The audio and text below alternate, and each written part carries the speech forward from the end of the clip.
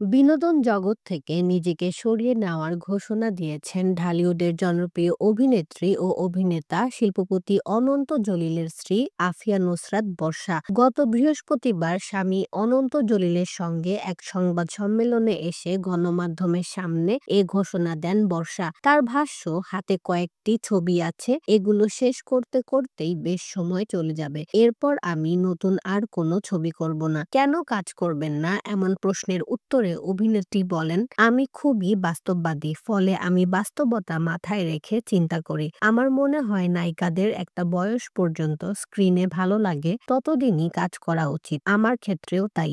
এই ঈদে জামা জুতো অ্যাক্সেসরিজের ডিসকাউন্ট।